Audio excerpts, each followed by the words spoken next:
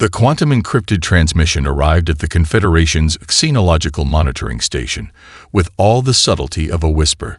Senior analyst Vornak's six-fingered appendages danced across the holographic interface, parsing data streams that would have overwhelmed lesser species' computational systems. At first, the incoming information seemed unremarkable. Another developing planetary system, another emerging civilization trapped in its own gravitational and technological cradle. Vornak had catalogued thousands such worlds during their centuries-long career. The preliminary scan algorithms would categorize, classify, and file the data. Another routine entry in the vast galactic archives. But something was different about this one. Earth's data streams defied standard categorization. The planet buzzed with an electromagnetic cacophony that suggested both profound chaos and underlying organization. Cities flickered with millions of simultaneous communications, wireless networks, satellite transmissions, cellular signals that wove a complex tapestry of information exchange. It was less like observing a developing civilization and more like watching a living, breathing organism in constant motion. The initial probe's sensors captured images that confounded Vornak's extensive xenological training. In one quadrant of the planet, sophisticated technological research centers pushed the boundaries of quantum computing. Mere kilometers away, regions of violent conflict suggested a species still grappling with primitive territorial impulses. Agricultural zones operated with precision agricultural technologies that rivaled some mid-tier galactic civilizations, while adjacent regions struggled with basic subsistence farming. Vornak enhanced the data stream, zooming into specific regions. A research facility in Japan developed experimental fusion technologies that showed remarkable promise. A private aerospace company in the United States tested prototype propulsion systems that hinted at a fundamental understanding of quantum mechanics far beyond their apparent technological level. Meanwhile, environmental monitoring stations tracked global climate changes with a level of sophistication that suggested a species becoming aware of its collective impact. The contradictions were everywhere. Humanity seemed to exist in multiple developmental stages simultaneously. They were destroying their planetary ecosystem while simultaneously developing technologies to potentially repair it. They were capable of devastating warfare and profound acts of global cooperation. Their communication networks display both incredible censorship and unprecedented freedom of information. What truly caught Vornak's attention was the rate of change. Most emerging civilizations followed predictable developmental curves.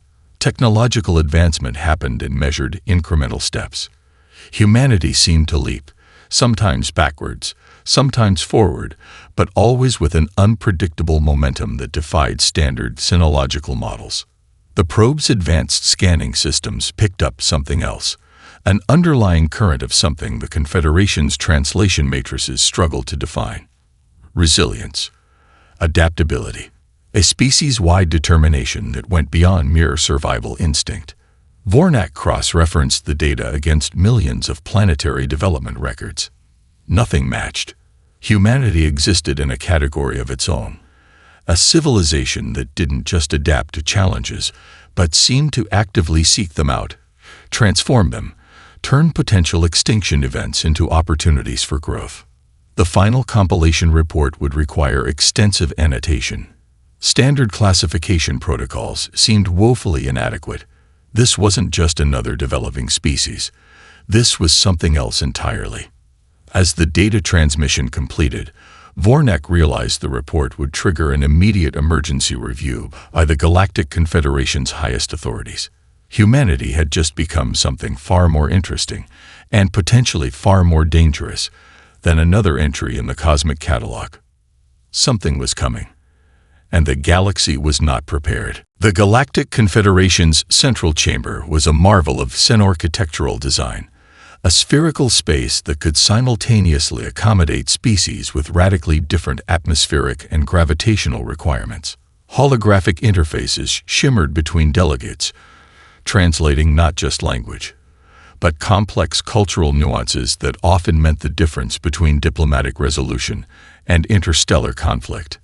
Ambassador Krelax of the Arytal Crystalline Collective stood at the central podium, her translucent form refracting light in precise, agitated patterns that betrayed her growing alarm. The preliminary report on Earth had been circulating for standard cycles, and its implications grew more disturbing with each subsequent analysis. "Colleagues," she began, her voice a melodic resonance that translated simultaneously into dozens of linguistic and sensory spectrums, "we are facing an unprecedented situation."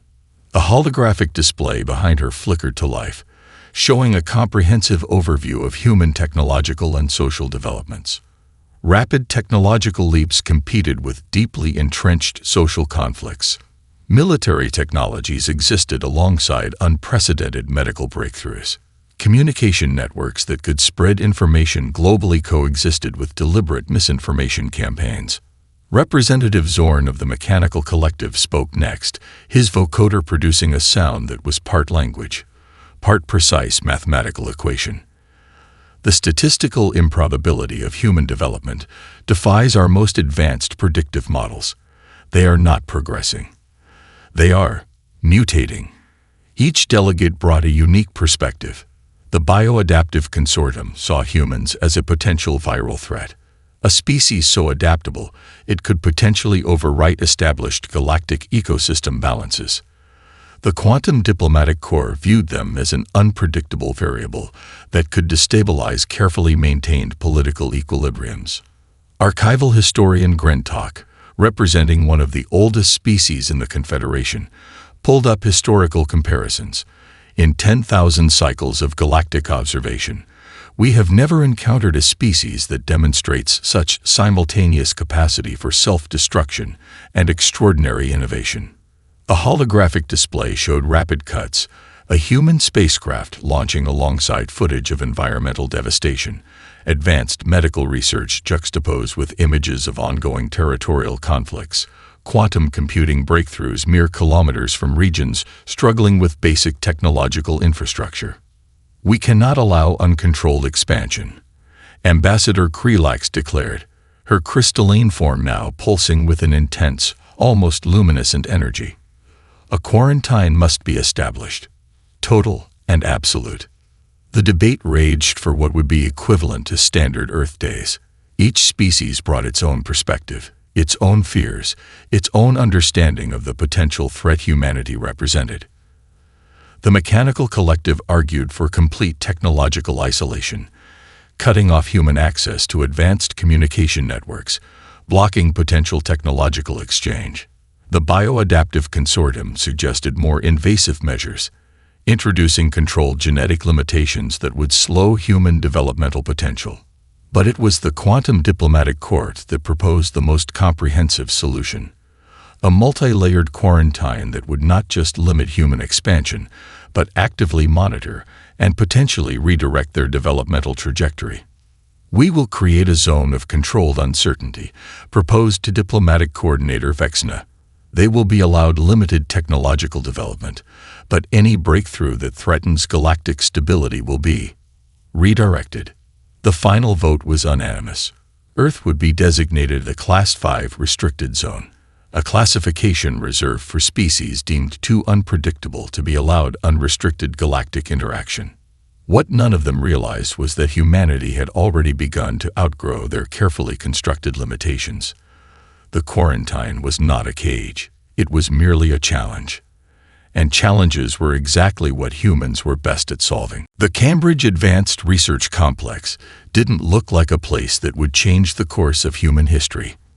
From the outside, it was a modest collection of interconnected buildings, glass and steel structures that blended seamlessly with the university's historic architecture. But inside, something extraordinary was brewing. Dr. Elena Rodriguez moved between holographic displays with the grace of a conductor leading an intricate symphony of scientific innovation. Her team represented a microcosm of human potential. Brilliant minds from 12 different countries, each bringing a unique perspective to the most ambitious technological project in human history. "We're not just developing a quantum communication system," she explained to her lead engineers during their morning briefing. "We're rewriting the fundamental understanding of information transfer. The project had begun as a seemingly impossible challenge. Traditional communication methods were limited by light speed constraints, by the physical barriers of space and time. What they were attempting was nothing short of revolutionary, a communication network that could potentially bypass known physical limitations. Dr. Hiroshi Tanaka, a quantum mechanics specialist, manipulated a holographic model of their experimental quantum entanglement circuit. Intricate patterns of light danced between molecular representations, showing potential connection pathways that defied conventional physics. "Look here," Tanaka pointed, his finger tracing impossible connections. "We're not just transmitting information. We're creating a network that can potentially maintain quantum coherence across unprecedented distances." The team worked in a state of controlled chaos. One corner of the lab hosted advanced AI systems developing predictive models for quantum stability. Another section tested experimental materials that could potentially serve as quantum information carriers. A bank of quantum computers hummed with calculations so complex they would have been impossible just a decade earlier. What made their approach unique was quintessentially human, a combination of rigorous scientific methodology and almost reckless creative thinking. Where traditional scientific approaches would have methodically tested each component, this team worked in parallel, pushing boundaries simultaneously across multiple research vectors. Sarah Chen, their materials science lead, was developing a new class of quantum-responsive metamaterials. "It's not just about creating a new material," she would often say. "It's about creating a material that can adapt, that can learn, that can potentially communicate its own state changes." The project had multiple layers of complexity. On the surface, it was a communication system. Underneath, it was a potential revolution in how information could be understood, transmitted, and processed. Each breakthrough came with a cascade of additional questions, additional possibilities. They weren't just developing technology. They were reimagining the fundamental rules of existence. The international funding consortium that supported their research had no idea of the true scope of the project. What appeared to be a communication research initiative was actually a multi-layered exploration of quantum mechanics, artificial intelligence, materials science, and something that bordered on pure theoretical imagination. Dr. Rodriguez understood the broader implications. This wasn't just about creating a new communication system. This was about proving that human potential wasn't bound by conventional limitations. Every experiment, every failed test, every unexpected result was another piece of evidence that humans were fundamentally different. They didn't just solve problems. They transformed them. As the day progressed, the quantum entanglement circuits began to show signs of stability that defied their own mathematical models. Something was emerging. Something that would soon catch the attention of observers far beyond Earth's atmosphere. The technological wildfire was just beginning to burn. The Trelvax exploration vessel Starweaver drifted in the absolute darkness between star systems, its quantum drive shattered beyond immediate repair. Captain Zarakel watched as the last emergency power cells flickered, casting weak shadows across the bridge's organic metallic surfaces. Her crew of 17 had long since abandoned hope. The standard distress beacon had been broadcasting for solar cycles with no response. In the vast, indifferent expanse of space, they were less than a whisper, a dying ember waiting to be extinguished. "Power at 0.03%, announced Communications Officer Lin, her translucent skin growing pale with resignation. "Life support will terminate in approximately 72 standard hours." Zarakel remembered the mission's initial promise. They were explorers, charting the unmapped regions beyond the Confederation's known territories. Now they would become another statistic, another lost expedition remembered only in academic archives. Suddenly, something changed. A distant electromagnetic signature appeared, different from anything in their communication databases. It was chaotic, almost crude, yet purposeful. Before the crew could fully process the signal, a series of rapid communication bursts began to flood their failing systems. "Unidentified vessel, this is International Space Rescue Coordination Center. We've detected your distress signal. Stand by for emergency extraction." The words were simple. The implications were extraordinary. Within what seemed like impossibly short time, a cluster of vessels emerged from what appeared to be a faster-than-light transition point. They weren't uniform military craft, but a hodgepodge of technologies, some clearly military, others seemingly cobbled together from civilian research platforms, private aerospace resources, and International Space Agency equipment. Commander Jack Rodriguez, leading the multinational rescue mission, understood the stakes. This wasn't just about saving an alien crew. This was a potential first contact scenario that could reshape humanity's understanding of its place in the universe. "We're dealing with an unknown quantum drive failure," he briefed his diverse team. "Trelvac's technology is completely different from our current understanding. We'll need to improvise." The rescue team included specialists from 12 different countries. There was Dr. Aisha Kapoor, a quantum mechanics expert from India; Mikhail Volkov, a Russian engineer specializing in extreme environment systems; Wei Zhang, a Chinese materials scientist. Each brought a unique perspective, a different approach to solving what seemed like an impossible rescue. Their approach was quintessentially human, a combination of advanced technology, creative problem-solving, and an almost irrational determination to save life, regardless of its origin. The Trelvac's crew watched in stunned disbelief as human vessels began to carefully maneuver around their dying ship. Specialized drone units were deployed, scanning the vessel's quantum drive damage with precision that bordered on the miraculous.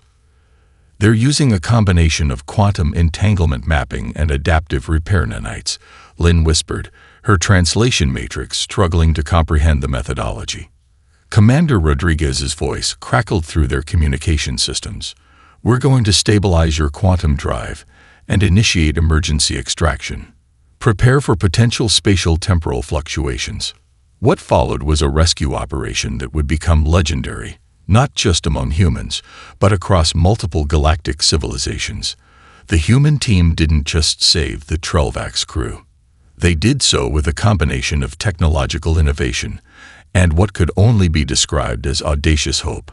As the last Trelvac's crew member was transferred to a human medical vessel, Captain Zarakil realized something profound had just occurred. This wasn't just a rescue. This was a first glimpse of a species that operated by rules entirely different from any they had encountered before.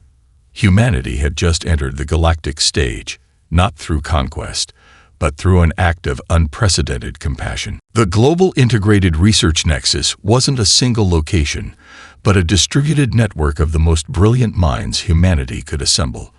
It existed simultaneously in laboratory complexes across 4 continents, in quantum computing centers, in virtual collaboration spaces that blurred the lines between physical and digital existence. Dr. Maya Krishnamurthy watched the latest simulation collapse, her augmented reality interface flickering with complex data streams. Around her, a team of researchers from 17 different disciplines worked in a state of controlled chaos that would have appeared incomprehensible to traditional scientific methodologies.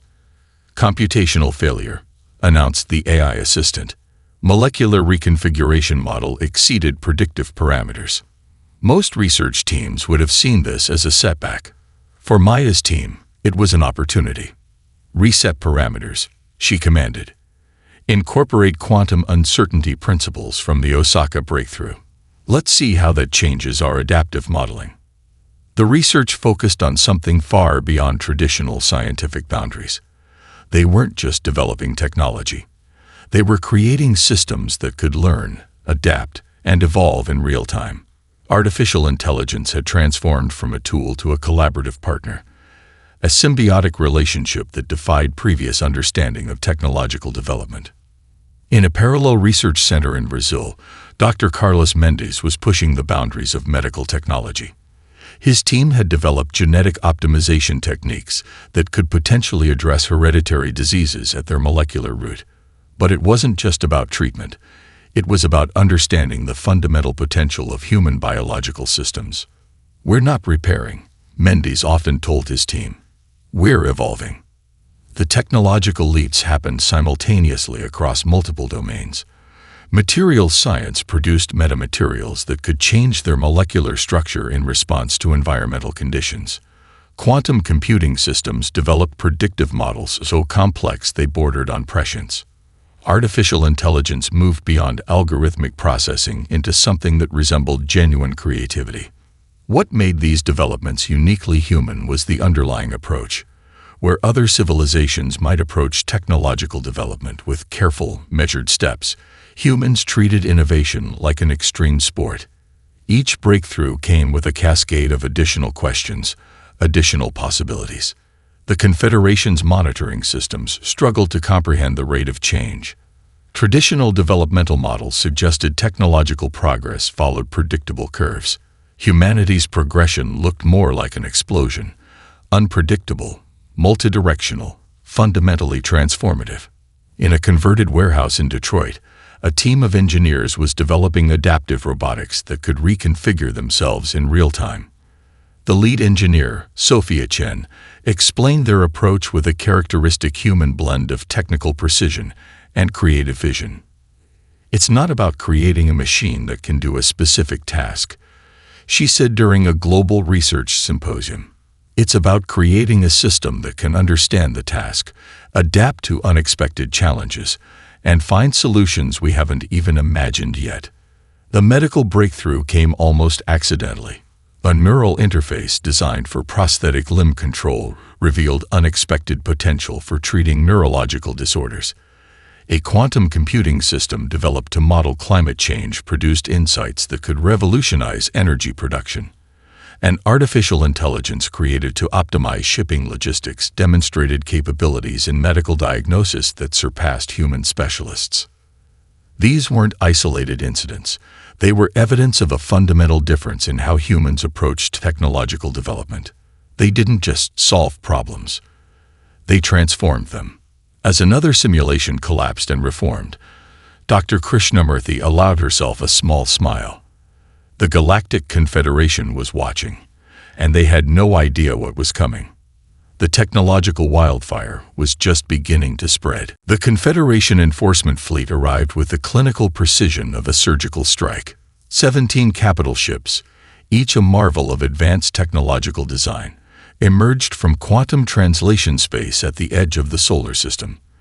Their weapons systems represented the pinnacle of galactic military technology. Adaptive quantum resonance cannons, phase shift defensive matrices, and computational targeting systems that could predict enemy movements milliseconds before they occurred. Fleet Commander Vorlek studied the holographic battle projection with six-dimensional awareness. The plan was straightforward.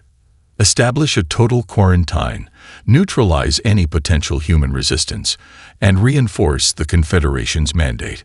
What appeared to be a simple containment operation was, in reality, a demonstration of overwhelming technological superiority. Initiating quarantine protocols, announced the fleet's primary tactical eye. Quantum communication networks began to activate, designed to disrupt every electromagnetic and quantum communication channel within human technological reach. They never saw the first strike coming. What humans called the distributed defense network was unlike any military system the Confederation had ever encountered. It wasn't a centralized command structure, but a living, adaptive organism of technological resistance. Military installations, civilian research centers, private aerospace companies, and even university research labs formed an instantaneous, self-organizing defensive network. The first wave of Confederation attack drones found themselves caught in a computational nightmare. Human systems didn't just defend. They counterattacked with a level of unpredictability that defied standard tactical algorithms. Defensive systems transformed into offensive weapons. Communication networks became attack vectors. Even satellite systems designed for peaceful purposes were rapidly weaponized. Commander Rodriguez, coordinating from a mobile command center that shifted locations every millisecond, understood the fundamental advantage. "We're not fighting their war," he told his diverse, multinational team. "We're fighting a war they don't even understand exists." The Confederation ships discovered that human technological defense was fundamentally different from any galactic model. Where other civilizations built defensive systems, humans created adaptive ecosystems of technological resistance. A communications satellite could become a precision targeting system. A research drone could transform into an electronic warfare platform. Vorlex watched in growing horror as human resistance defied every tactical projection. Their ships weren't just defending. They were learning, adapting, transforming with each millisecond of conflict. Quantum communication networks became living battlefields where information itself was a weapon. This is impossible. The tactical AI repeated, its computational matrices struggling to process the impossible scenarios unfolding. Human ships moved with a logic that seemed to exist between mathematical possibilities, sometimes appearing in multiple locations simultaneously, other times vanishing from tracking systems entirely. The most terrifying aspect wasn't the human technological capability. It was their willingness to take risks that would be considered suicidal by any other civilization. Traditional military doctrine suggested preservation of resources, careful strategic movement. Humans treated the entire conflict like an improvisational performance, chaotic, unpredictable, fundamentally creative. Defensive systems became offensive weapons. Communication networks transformed into attack vectors. Even civilian technologies were rapidly militarized with a speed that defied comprehension. As the battle progressed, it became clear this was more than a military confrontation. This was a fundamental clash of technological philosophies. The Confederation represented a model of controlled, predictable advancement. Humanity represented something else entirely, a technological ecosystem that could transform, adapt, and evolve in real time. When the final tactical assessment was compiled, the Confederation would discover something profound. They hadn't just failed to contain humanity. They had awakened something far more dangerous, a species that refused to be limited by anyone's expectations. The Confederation's central diplomatic nexus had never experienced such profound silence. Representatives from 17 different species sat in a chamber designed to accommodate 1,000 different atmospheric and gravitational requirements, but now felt impossibly small. Ambassador Krelax's crystalline form pulsed with an energy that suggested more than mere diplomatic tension. The holographic displays showed the comprehensive failure of what was supposed to be a simple containment operation. Humanity had not just defended itself, it had fundamentally transformed the understanding of technological conflict. "We are faced with a critical recalibration," she began, her voice simultaneously translated into hundreds of linguistic and sensory spectrums. "Humanity is not a species to be contained. They are a phenomenon to be understood." Dr. Elena Rodriguez led the human diplomatic team, a group that defied traditional diplomatic models. Military strategists worked alongside quantum physicists. Environmental scientists collaborated with cultural anthropologists. Their approach was fundamentally different from any galactic negotiation model. The negotiations weren't about surrender or victory. They were about redefining the very concept of interstellar interaction. "We're not interested in conquest," Rodriguez explained during the first comprehensive communication. "We're interested in collaboration, in understanding, in mutual growth." The Confederation's diplomatic algorithms struggled to process this approach. Traditional first contact protocols suggested hierarchical engagement, a clear power structure, defined boundaries. Humanity proposed something else entirely, a networked, adaptive model of interstellar interaction. Each human representative brought a unique perspective. A climate scientist discussed potential collaborative planetary restoration technologies. A quantum computing expert explored shared research possibilities. A diplomat with expertise in international conflict resolution proposed frameworks for peaceful technological exchange. What made the human approach unique was its fundamental openness. Where other civilizations saw potential threats, humans saw potential partnerships. Their technological capabilities were matched only by their seemingly inexhaustible curiosity. The negotiations revealed something profound about human nature. They weren't seeking galactic domination. They were seeking understanding. Each technological breakthrough, each defensive strategy was less about power and more about potential, a fundamental belief that challenges were opportunities for growth. Representative Zorn of the Mechanical Collective, who had initially proposed the most aggressive containment strategies, found himself fundamentally transformed by the human approach. "They do not want to replace our systems," he observed. "They want to understand them, to learn from them, to potentially improve them." As discussions progressed, it became clear that humanity represented something entirely new in galactic political structures. They weren't conquerors. They weren't victims. They were collaborators, a species that saw technological and cultural exchange as a form of mutual evolution. The final diplomatic resolution would be unlike anything in galactic history. The quarantine wasn't lifted, it was transformed. Humanity would be allowed controlled but meaningful interaction with galactic civilization. Research exchanges, technological collaborations, cultural explorations would be established. But everyone understood the fundamental truth: humanity would never be truly contained.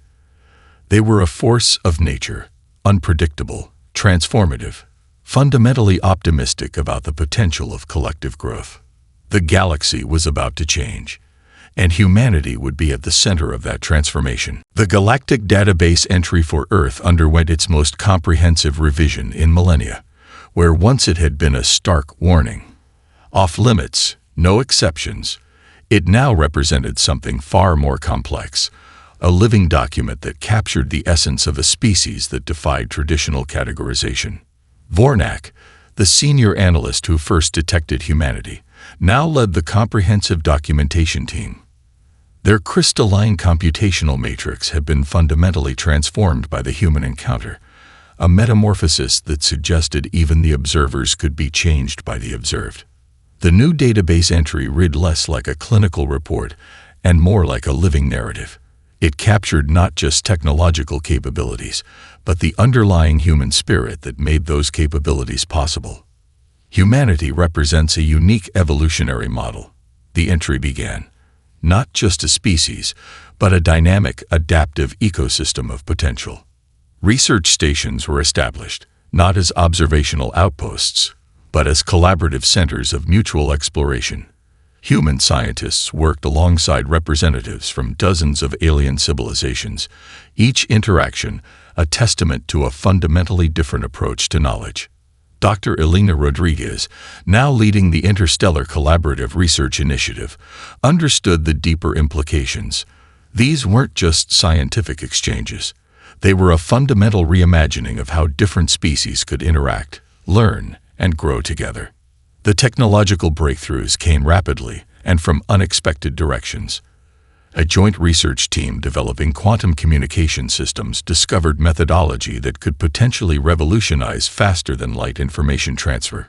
Environmental restoration technologies developed through human-alien collaboration showed promise for healing planetary ecosystems across multiple star systems. What made these collaborations unique was the human approach. Where other civilizations saw boundaries, humans saw possibilities. Each challenge was an opportunity. Each limitation was a potential point of innovation. The Confederation's monitoring systems, once designed for containment, now tracked human progress with a mixture of wonder and cautious excitement. Humanity didn't just develop technologies, they created entire ecosystems of innovation that transformed everything they touched. Cultural exchanges revealed something even more profound. Human art, music, literature became windows into a way of thinking that was fundamentally different from any known galactic civilization. Their creativity wasn't just an expression, it was a form of problem-solving, a way of understanding the universe through imagination and empathy. A decade after the initial confrontation, the galaxy had transformed. Humanity wasn't a threat to be contained. They were a catalyst, a species that could look at established systems and see not just what was, but what could be. The final annotation in the database entry, added by an anonymous sinological researcher, captured the essence of this transformation. Humans are not a problem to be solved. They are a phenomenon to be experienced. They do not just adapt to the universe, they invite the universe to adapt with them. As humanity looked outward, toward stars and possibilities yet unexplored, The galaxy watched, no longer in fear, but in anticipation. Something extraordinary was coming.